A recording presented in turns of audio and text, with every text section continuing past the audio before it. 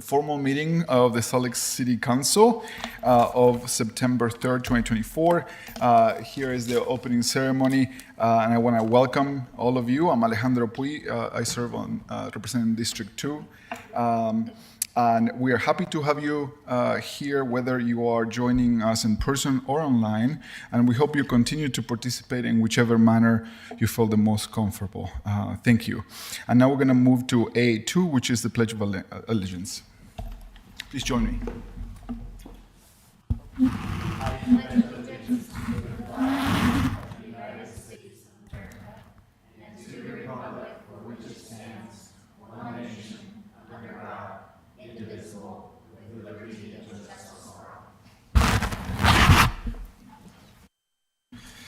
Thank you. Thank you again for all of us, all of you that are joining us tonight. And I would like, before we move through the agenda, add a quick item, which is the council announcements. On September 17, the West Side council meeting. The council meeting will be held on the West Side, and is September 17th. It will be off the premises, and it will be held at Sorensen Center. That meeting day will only be in person. There will not be a virtual office option available for that day. This is a big deal for the West Side, so we're very excited to have it back on the West Side. There is item number 2, and Jennifer, do you want to take on it? Happy to, Mr. Chair. There is an opportunity for the council to join in sponsoring an event at the Smiths Ballpark in October with professional baseball teams from Mexico that are visiting our city to play games. There is a kids clinic for up to 500 youth in our city, and the council could elect to help sponsor that to make that opportunity available for those kids. The council's supportive. It would be $5,000 sponsorship level. We just wanted to confirm it in announcements. The budget could absorb it, so it wouldn't need a budget amendment, but we just wanted to get approval. Any concern? Okay. Great. Okay, I think that... And then I think that third announcement is resolved, so we don't need to go over that. Thanks. Thank you, Jennifer. We're going to talk a little bit about the public meeting rules, the general comment registration process, and remind everybody about the rules of the quorum of the council meetings. Individuals might register to comment on scheduled public hearing items until the hearing is closed. For the general comment section, we will accept signings until 7:30 p.m. The general comment section has been changed to an hour. If you are here to give general comments, not everybody who signed up may be able to speak. I would like to run through our meeting rules, and those are designed so that we can conduct city business, ensure the meeting is safe, orderly, and free from intimidation. We will not give you multiple warnings about the following rules. To keep our reactions from affecting your ability to share your opinion freely, council members refrain from reacting or responding to allow everyone to share their opinions freely. When making your comments, please address the body and not any individual elected official. If you have a handout for the council, please do not approach the dais. Raise your hand and council staff will assist you. Council staff are available during and after the meeting to help with any questions and information sharing. Avoid the use of threatening and discriminatory language. Do not insult others based on religion, ethnic, race, color, gender, sexual orientation, and physical ability. Whether you agree or disagree with someone's comment, clapping, cheering, shouting, booing, snapping, gesturing, obstructing, or discouraging others from commenting is not allowed. Your full meeting rules are listed at the door, and our staff will post the link in Zoom.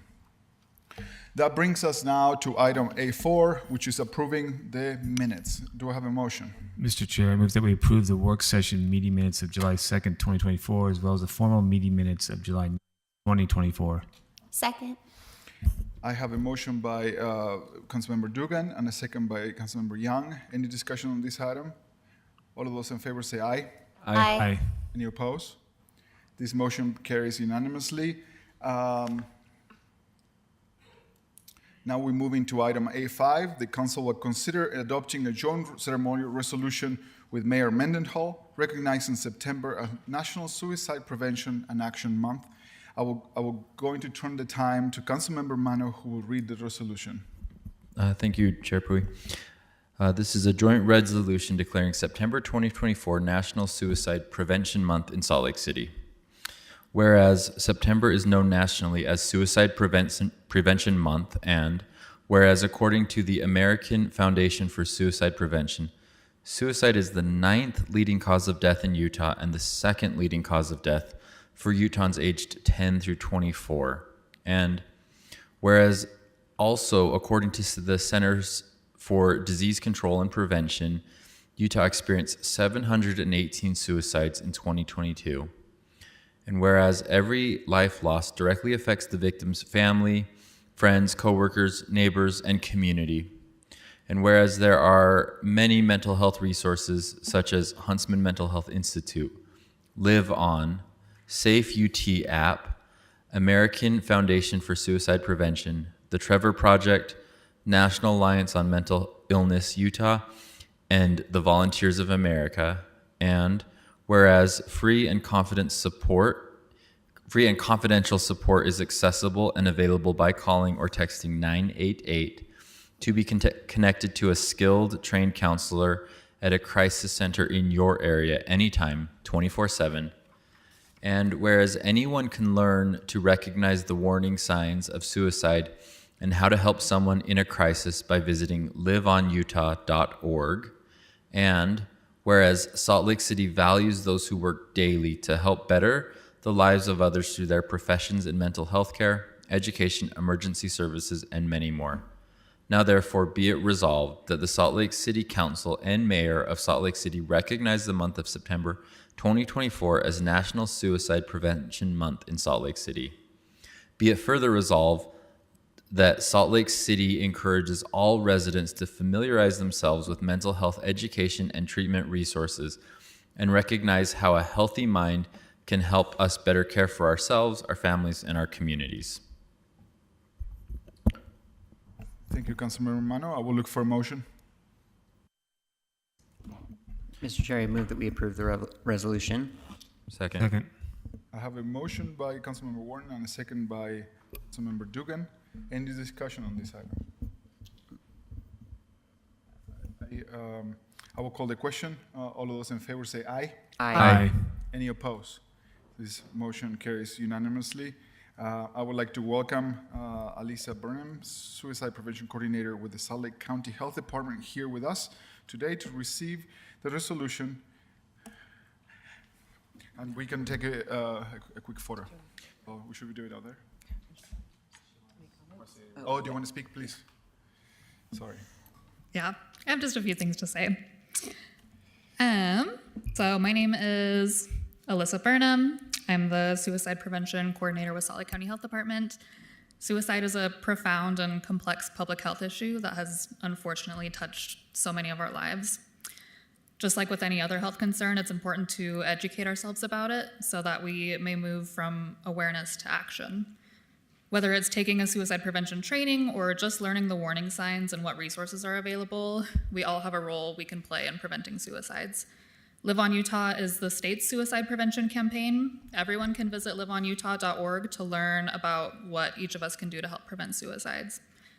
Establishing suicide prevention as a priority for all Salt Lake City residents is a positive step towards empowering the community with the knowledge and skills to prevent suicide, reduce stigma, and ultimately save lives. Thank you so much. Will you be so kind to share some of those warning signs so we can share in our newsletter, since this is the month that we declare for suicide prevention? We'd love to share that information with our constituents. Yeah, like share here on the mic or email it to someone. If you email it to us, we can distribute it around. Yeah, I can email it to the person I've been corresponding with. Will you take a photo with us? I'd love to. Thank you.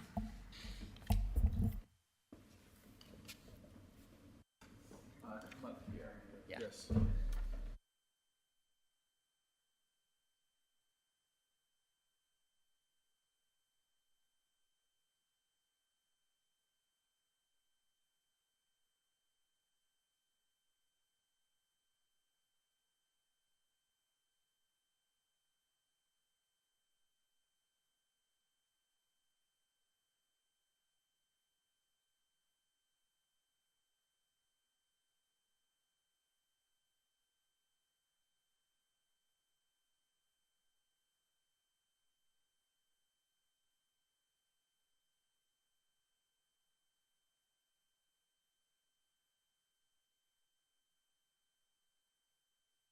Okay,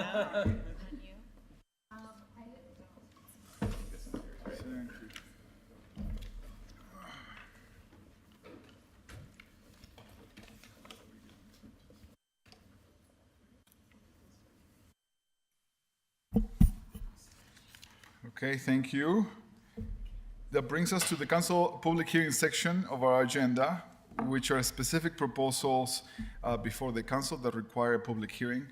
And your comments need to pertain to the hearing topic. If your comments go off topics, we will ask you to stop.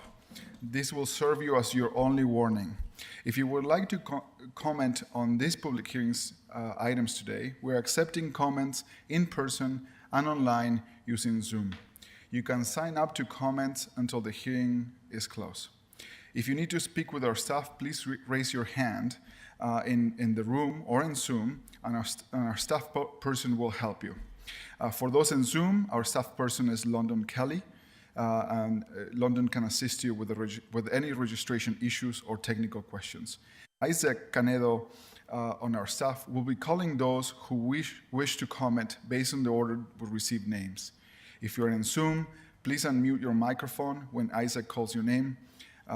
Each person will have 2 minutes, and we will call on each person who has signed up to speak. Just as a reminder, our goal is to create and keep a safe space for everyone to share and participate in our meetings. So please follow our public comment rules when making your remarks. Disruptions or threats to anyone's safety are not allowed.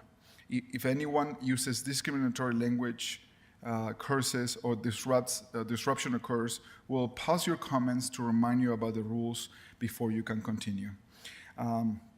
Now we are in item B1, which is the resolution notice of intention to designate Central Business Improvement Area 25. Before we begin taking comments, I will turn the time to Ben Lutke, the council staff policy analyst, to give us a short introduction. Ben. The public hearing today begins a 60-day period for property owners in the proposed boundary areas to submit written protests. This public hearing is required by state law. It's one of the steps in the process to designate a new 3-year special assessment area in the downtown. Note, there are 2 special assessments, one for economic promotion activities and another for holiday lighting. Not all properties would pay both assessments. Thank you. Thank you, Ben. Isaac, please start with our first comment on this item. I made a mistake, maybe, I think, but I'm just.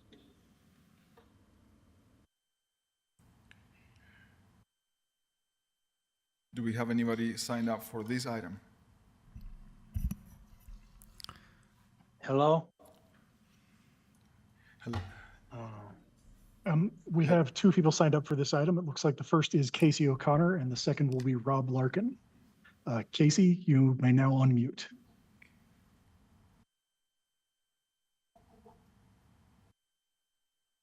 Casey, are you there? There we go. There we go. I maybe made a mistake. I thought this was having to do with the 60-story buildings, which is I am against. But anyway, sorry for taking up the time. I'll pass on this one.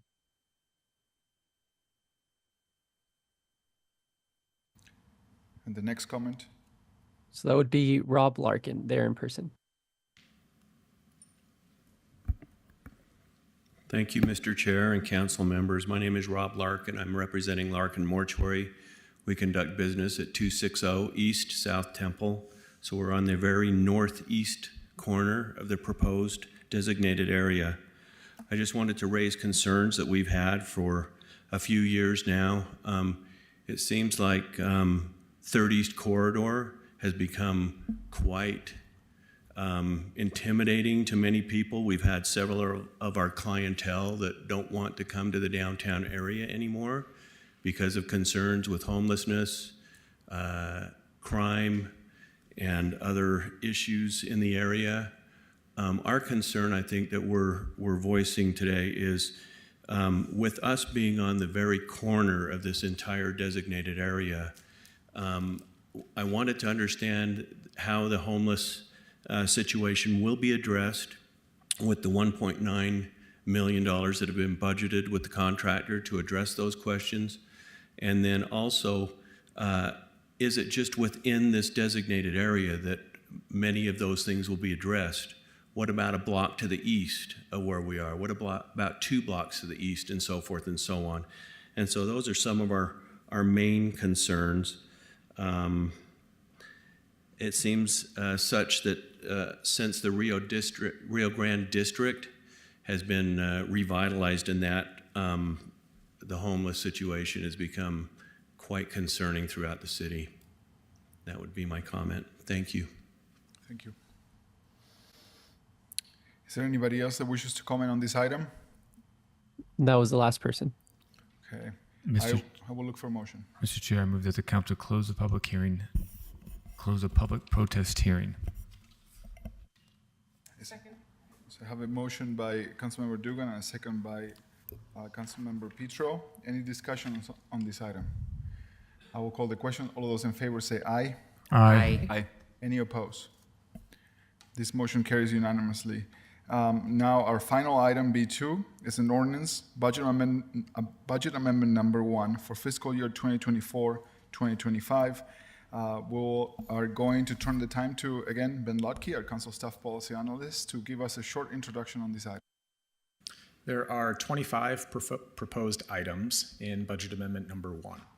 The total expenditures are over $444 million. Most of that, $400 million, is for a single item, a short-term line of credit for the airport's ongoing terminal redevelopment project.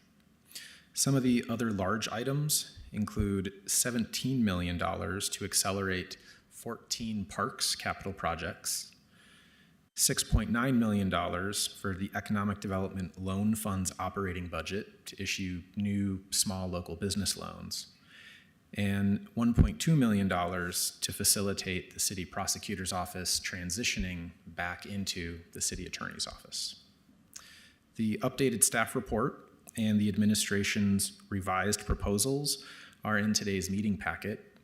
They're also available on the council's budget hub, which is updated regularly throughout the year. You can find it at tinyurl.com/SLC FY25. Thanks. Thank you, Ben. They can also, members of the community can also follow our work sessions to learn about the discussions we have every day about this, every Tuesday about these items. Isaac, please start with our first public comment. Thank you, Mr. Chair. We have Casey O'Connor, and I believe that is it. Casey, you may now unmute. Oh. I haven't seen my timer start yet, so. Okay.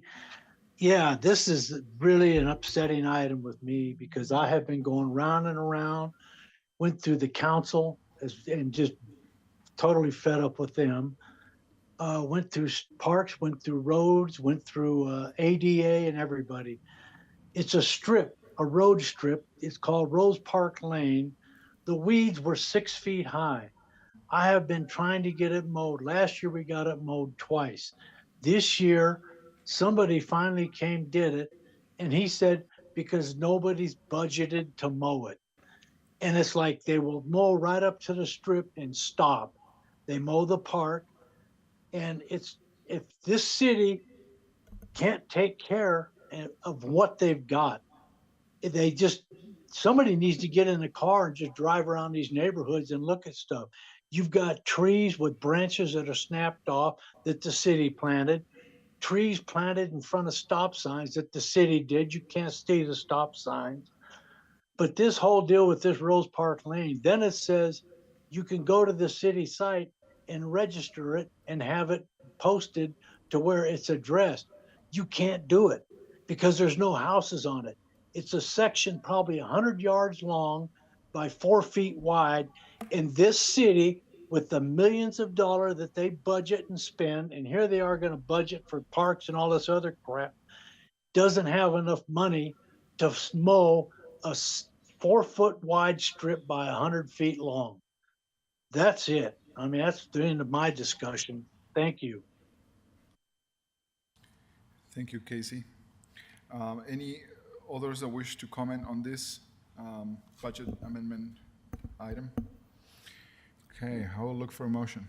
Mr. Chair, I move that the council close the public hearing and adopt an ordinance amending the fiscal year 2025 final budget of Salt Lake City, including the employment staffing document, only for the items shown on the motion sheet. Second. I have a motion by Councilmember Wharton and a second by Councilmember Young. All of those, any discussion on this item? Okay, all of those in favor, say aye. Aye. Aye. Aye.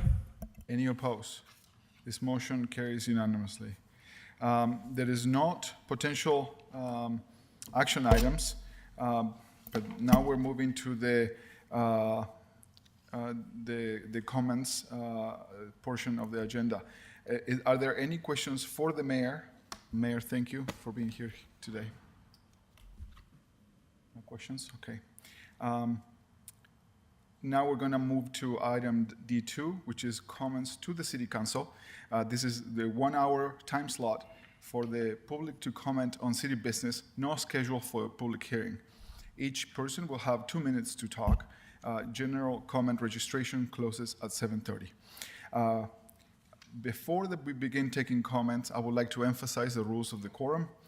Any behavior that is threatening, disruptive, or creating unsafe environment will not be tolerated. When we are not able to maintain these rules, we had members of the public that felt intimidated and had to leave the meeting.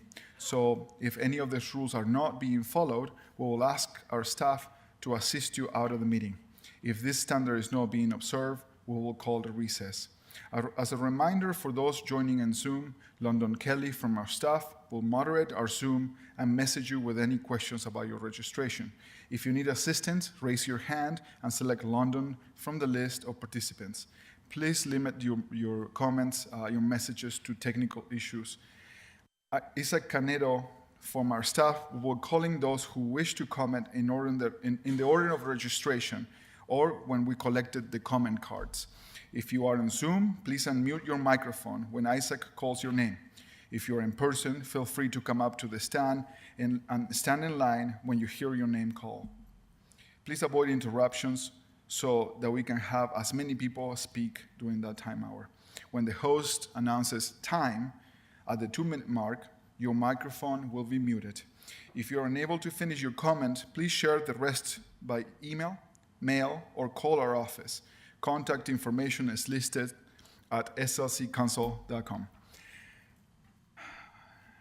Isaac, can you begin with our first general comment? Thank you, Mr. Chair. First, we'll hear from Keiko Jones, followed by Frederick Jenny, and then Chanel Hill. They're all three in person. Good evening. My name is Keiko Jones, and I have lived in Salt Lake City for 33 and a half years, most of it on the west side. And over the years, I spoke my mind. And sometimes I disagree with you on issues, and probably I sounded kind of snarky from time to time because I'm direct. But today, I would like to express my gratitude for your job. I think you know, most of you, at least, are great people I can talk to beyond all the disagreements, and nothing warrants threats or personal attacks. So if you have experienced that, I'm sorry, and thanks for continuing to have this opportunity for the public to come and express our thoughts. That's it. Thank you.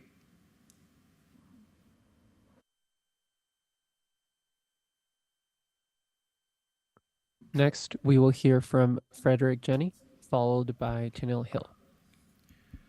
I want to first echo what the previous commenter said, and thank you all for everything you do, and Mayor, you as well. Thank you so much. Obviously, I'm here to talk about the Rio Grande Plan because, I mean, what else do I have to talk about? With the Utah League of Cities and Towns meeting tomorrow to talk about collaboration within the state And they will also be talking about the 2034 Olympics. I want to emphasize the need to bring up the Rio Grande Plan in that conversation, because if we're going to build it by the 2034 Olympics, then we need to get moving now. I also have recently heard that the RFP for the Reconnecting Communities grant has been released, and very excited about that. And I also wanted to remind the council and the mayor and the community that the Rio Grande Plan volunteers and some of the city members are going to be hosting a community event on the 12th of September at the Sorensen Unity Center, and it will be at 6 p.m. There will be a presentation on the Rio Grande Plan, followed by a Q&A and a little bit of a conversation after that. So looking forward to seeing the community there. Thank you.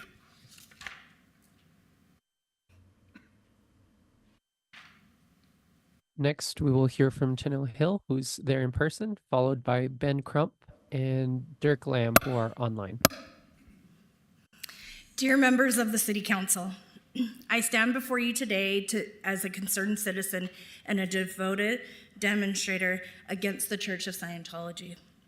Since April, I've exercised my First Amendment rights, peacefully demonstrating against the numerous injustices perpetrated by this organization. However, in response to my efforts to shed light on their activities, Scientology has repeatedly tried to silence by calling the police dozens upon dozens of times. Despite this relentless, no one has been arrested, no citations have been given. I want to make that clear. We have not done nothing wrong. This is a blatant misuse of our public safety resources. I believe that it's time for the city to take a stand. My reasons being out there day to day go far beyond a simple demonstration. Through my research and firsthand observations, I've uncovered disturbing evidence of illegal activities within Scientology. It is crucial to understand that Scientology is not just a religious organization. It is an entity of money hiding under a nonprofit stamp of approval. Their operations are built of systematic money laundering, funneling millions of dollars through an opaque channel under the guise of a charitable work. Additionally, Scientology's own doctrine reveals that multiple practices members are persuaded to go to their ethics counselor before involved in outside resources such as the police. We need to take a stand as a community, as a mayor, and as a city council to stop what's happening in Scientology. Thank you. Next, we will hear from Ben Crump, followed by Dirk Lamb, and then Audrey Evans. Ben, you may now unmute. Hi, I'm Ben Crump. I am a student at the University of Utah, and I lived in Salt Lake for about a year on about 9th South and 11th East. And I saw a video the other day of a helicopter being used to dismantle a homeless encampment that was on the Freedom Road that's just right behind the Capitol building. And I was honestly very upset by that. I know this city has had a lot of problems with homelessness, and I've seen what they have been doing to push the homeless people away from the city downtown area, and I know they have been settling up there. And from all the time that I have lived in Salt Lake and I have traveled on that road to go back up to my home in Ogden, I have never been at all assaulted or harassed by any of those people that have taken shelter up there. And they were living peacefully up there. So seeing that they were pushed out from trying to live there made me really upset. I know there are some concerns with fire and with possible fire hazards and just overall property hazards and stuff like that, but I know that the true intent of dismantling these homeless encampments was not to protect the people, but to protect other public interests. Now, I call for the city council to really consider putting more aid into homeless shelters and homeless encampments and safe spaces for homeless people so that they don't have to be pushed out of the city. The only reason they were there in the first place was because they were pushed out of the city and they had to go somewhere else in order to live. Think of these people. These people are residents of our city, and they should be treated like residents of our city. I cede the rest of my time. Now we will be hearing from Dirk Lamb, followed by Audrey Evans. Dirk, you may now unmute. Hi. Yeah. I live on the corner of 12th East, 1st South. And this morning I witnessed another car crash happen on that intersection. It's probably the third one that I've witnessed in person while I've been here. Who knows how many have actually happened.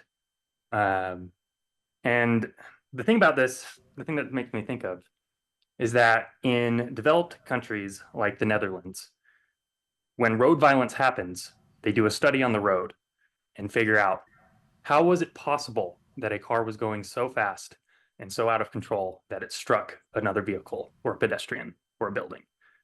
And then they redesign the road so that it cannot happen again. And you do that over and over again, and you'll see that traffic statistics trend towards zero. Traffic violence statistics trend to zero. That's not the pattern we see here in the States. It's not the pattern we see here in Utah. Here, we clean up the mess that's made, move the cars out of the way. Hopefully, nobody was injured. They repair the buildings and then leave the road just as it was, waiting for another accident to happen again. And the consequence of that is we have 40,000 Americans killed by road violence every year. And in response, our departments of transportation and planners say, drive safe, slow down, drive alert. But what I really would hope that we can start doing is actually take a look at the designs of our roads and the designs of our cities and figure out how these are contributing to the violence and change things such that we don't have to face this violence anymore. Road deaths are a policy choice. Road deaths are not a necessary part of the society we live in. Thank you. Now we will hear from Audrey Evans, who is here in person. Good evening, everyone. Thank you so much for your time today. I just wanted to come as an advocate for the Rio Grande Plan. It's one of these projects in particular that I find to be very innovative, but as well as effective to what the future will bring to public transportation. During the recent meeting at the Salt Lake County, they agreed that it should be placed at the top priority for what the future of transportation is going to look like and be considered one of the top plans, future building of public transportation. So we really hope that some of that can be taken into account. Moving rails may seem easy. It could be, should be, can be, but when you have a lot of the other players involved that aren't taking phone calls or that aren't engaged in the seriousness that's behind removing railroads from our public streets, as you just heard the gentleman speak about, deaths on the road, pedestrians being hit, frequently trains can cause massive accidents. And we're trying to avoid all the deaths that we can, but as of now, we've had 11 deaths due to trains. And then, as you can see, the terminal here, I recently picked up somebody. It's just not a safe place to be, taken serious. If some of you were to actually take the train in the middle of the night, you would not find this to be the place that you would want to arrive to Salt Lake City. I leave you with all my consideration and time. Thank you so much, and have a great evening. Thank you, Council. There is nobody here else registered to speak. Thank you, everyone, for sharing your comments. We're moving on to item F1 for unfinished business, legislative action, Redondo Street. I will look for a motion. Chair, I move that the council adopt a legislative intent that requests the administration review and come back to the council with a recommendation for the best method, either a street or alley dedication for Redondo Street located between approximately 800 East and Windsor Street in order to clear up the legal confusion as to the ownership of this part of Redondo Street. Second. I have a motion by Councilmember Young and a second by Councilmember Dugan. Any discussion on this item? I'm going to call the question. All of those in favor say aye. Aye. Aye. All of those opposed? This motion passes unanimously with one councilmember missing, absent. Moving on to the consent agenda, I need a motion. Move for approval? Second. I have a motion by Councilmember Petro and a second by Councilmember Wharton. Any discussion? I'm going to call the question. All of those in favor say aye. Aye. Aye. Any opposed? This motion passes unanimously with one councilmember absent. This concludes the Salt Lake Council meeting, formal meeting. This meeting stands adjourned.